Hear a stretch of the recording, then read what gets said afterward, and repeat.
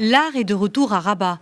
Après une période d'arrêt d'activité due au Covid-19, le musée Mohamed VI d'art moderne et contemporain a accueilli ce lundi le vernissage de l'exposition intitulée « Les peintres marocains dans les collections nationales » de Ben Ali Erbati à nos jours.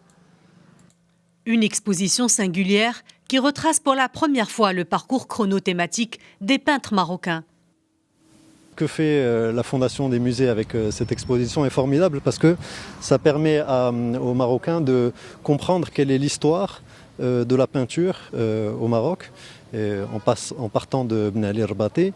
Et ça montre que dans ce pays où on a eu une longue tradition, parfois iconoclaste, c'était important de faire ce premier pas, de faire une peinture qui était figurative. C'était pas rien.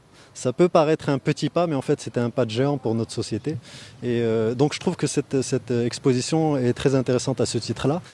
Il s'agit non seulement d'une invitation à une immersion dans l'art moderne et contemporain, mais c'est également l'occasion de mettre en lumière le meilleur du patrimoine artistique national.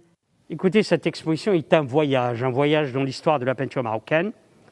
Un travail magnifique qui a été fait par le directeur du musée Si Idrissi et son équipe, qui sont aujourd'hui capables de produire une exposition de très très grande qualité qui va faire voyager les Marocains.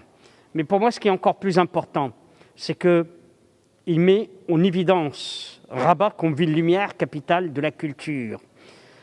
Et que l'art aujourd'hui a pris ses lettres de noblesse grâce à la politique tracée par Sa Majesté le Roi.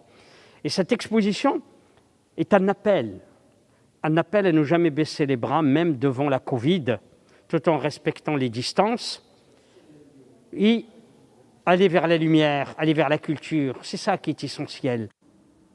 Cette exposition marque le grand retour de la scène culturelle, en mettant en lumière l'histoire de l'art marocain depuis Mohamed Ben Ali Erbati et les premiers artistes de l'école de Tétouan, en passant par la modernité artistique des années 60 et 70 jusqu'à la pluralité de la scène contemporaine.